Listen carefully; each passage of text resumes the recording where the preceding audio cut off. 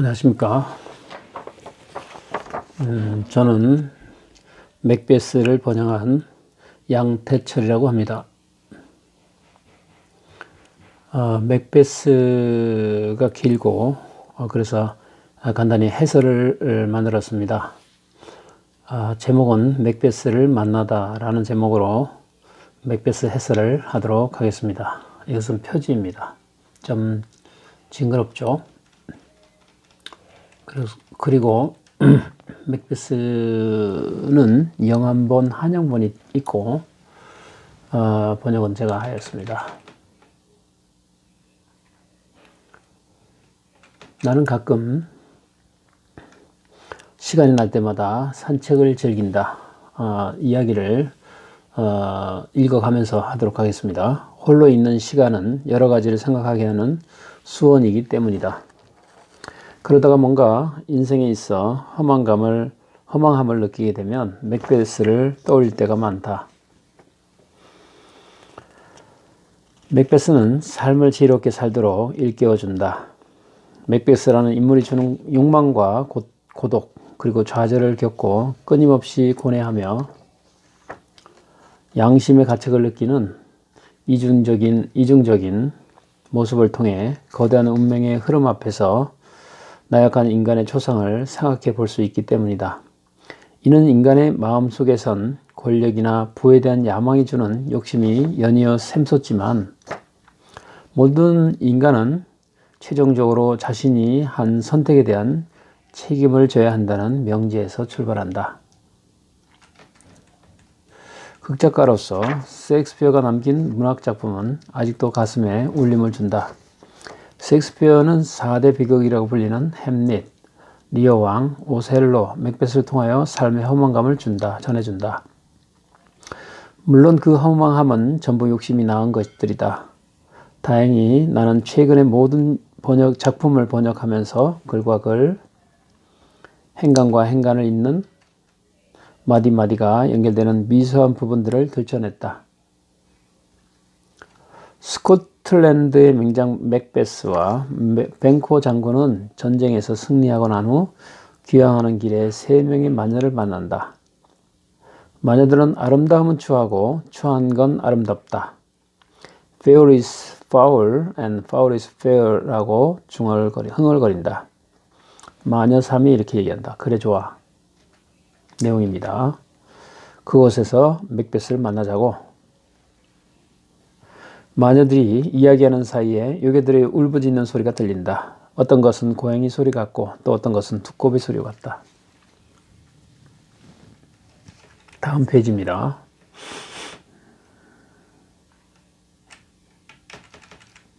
마녀의 일이 이렇게 얘기합니다. 알았어. 금방 갈게. 늙어 빠진 고양이야. 마녀2가 두꺼비가 부르는군. 마녀3 빨리 갈게. 세 마녀는 덩실덩실 손을 잡고 노래하면서 춤을 춘다. 마녀 1동 아름다움은 추하고 추한 건 아름답다. 안개 속에 몸을 싣고 오염된 공기 속으로 날아가자. 안개 속으로 유유히 사라진다. 그녀들은 맥베스가 가까운 미래의 영주가 되고 왕도 될 거라는 예언을 한다. 그리고 뱅코에게는 자신이 왕을 오래오래 이을 거라는 예언을 한다. 마침 덩컨 왕은 맥베스에게 승리의 기념으로 모반한 자가 갖고 있는 영주 칭호를 내려주는데 그 순간 맥베스는 마녀들의 예언이 신빙성이 있다고 판단한다. 그리고 연이어 예언이 들어맞는다는 생각을 하고 모반을 결심한다. 어찌 보면 모반은 단순한 것이었다. 그래서 맥베스 입장에서는 욕심을 내볼 수 있었다. 마침 덩컨 왕이 맥베스의 성으로 가자고 하자 그는 먼저 아내에게 자신이 본 예언의 말과 왕이 될 거라는 마녀들의 이야기를 전한다. 남편의 말을 들은 맥베스의 아내는 남편보다 더 이 일에 동참한다. 따라서 아내는 덩컨 왕이 자신의 성으로 오는 것을 환대하고 절호의 기회를 놓치지 않기 위해 살해 계획을 맥베스에게 설명하며 부추긴다. 여자를 잘 만나야 되죠. 여자는 또 남자를 잘 만나야 되죠. 왕을 시해하려는 계획은 여러 친척 중에서 가장 먼저 왕위를 찬탈하기 위함이었다. 맥베스 부인은 늦게까지 이어진 만찬에서 왕을 지키는 두 시종에게 독한 술을 마시게 하여 골아 떨어지게 한 후 맥베스가 왕을 죽이고 시종들 몸과 손에 피를 묻히게 하여 그들이 죽인 것으로 거짓 상황을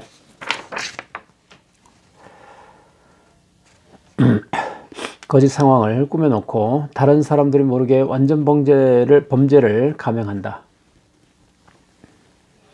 하지만 맥베스는 왕이 되자 선원왕을 죽인 일에 대한 죄책감에 빠진다. 그리고 그에 대하여서 정신분열증을 일으킨다. 결국 이성을 잃고서 점차 사악한 짓을 하는데 주저하지 않는다.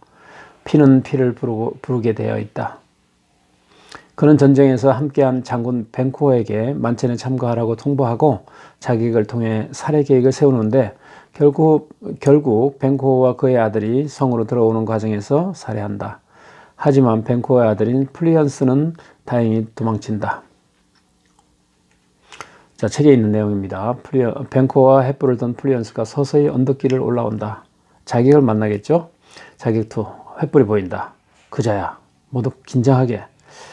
자, 벤코어 플리언스에게 오늘 밤은 비가 올 것 같구나. 자, 칼을 퍼붓자. 자객 1이 횃불을 땅바닥에 내동댕이 치자 다른 자객들이 벤코어를 공격한다. 아, 배신이다. 플리언스, 얼른 도망가라. 치거라, 얼른 이 원수를 꼭 갚아다오. 오, 비열한 인간 같으니. 벤코어는 죽고 플리언스는 가까스로 도망친다. 맥베스는 벤코어를 죽였지만 아들을 죽이지 못한 것에 대해 초조해야 한다. 만찬 중에 밖에서 처참하게 살해된 벤코어의 죽은 망령이 맥베스에게 나타난다. 하지만 만찬에 참석한 귀족들의 눈에는 보이지 않는다. 이런 과정에서 맥베스는 벤코어가 앞에 앉아 있는 것으로 착각하여 왕을 시해한 사실들을 거침없이 이야기한다. 물론 그것은 벤코어에게 한 말이지만 귀족들에게는 비밀을 지켜야 할 내용이었다.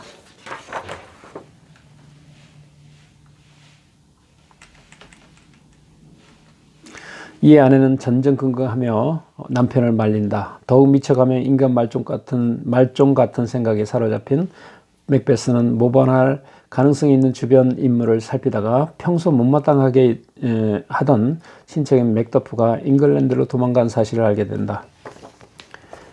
그가 도망간 이유가 순전히 자신을 끌어내리기 위함이라는 생각이 들자 이번에는 맥더프의 성을 공격하고 처자식을 무참히 살해한다.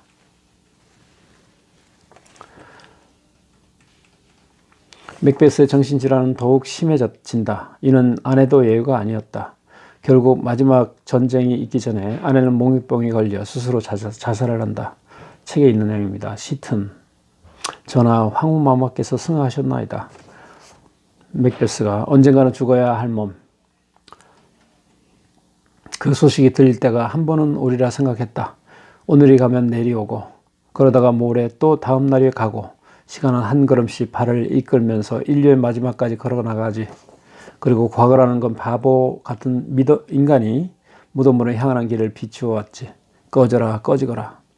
총각 같은 촛불이여. 삶이란 비틀거리는 한낱 허황된 그림자일 뿐 무대 위에서 신이 나서 서성거리지만 그것이 끝이 나면 기억 속에서 지워지는 서럽고 가련한 배우에게 분노에 찬 나머지 소란스럽게 굴어봤자 아무런 의미가 없다. 맥베스는 마녀들의 두 번째 예언인 여자에게서 태어난 자 가운데 맥베스를 해칠 자는 세상에 없느니라는 예언의 말을 믿었기 때문에 적군 중에 자신을 죽일 사람이 없다고 판단한다. 모든 인간은 여자가 잉태하여 태어나므로 타인에 의해 자신이 죽임을 당할 리 없다고 생각하고 있었다. 하지만 자신의 처자를 죽인 맥베스에게 맥더프가 결투를 신청하는 과정에서 맥더프가 자신은 여자의 몸이 아닌 제왕절개로 태어났다고 말한다.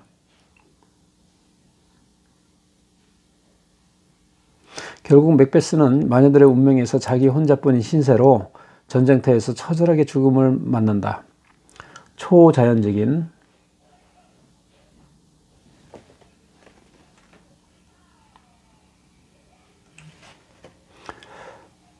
맥베스에게 맥더프가 결투를 신청하는 과정에서 맥더프가 자신은 여자의 몸이 아닌 제왕절개로 태어났다고 말한다.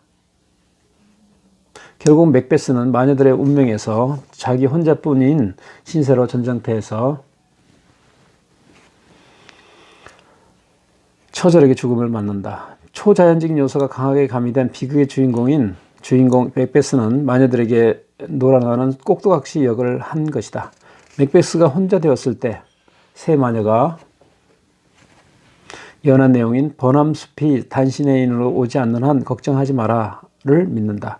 그는 버남숲은 결코 움직일 수 없다고 확신하여 어떤 상황에서도 자신의 성이 무너지리라고 생각하지 않는다. 하지만 병사들이 머리 위에 나뭇가지를 달고 숨어 있다가 조용히 공격했다는 것을 보고받게 되자 긴장하며 자신의 성의 운명을 예견한다.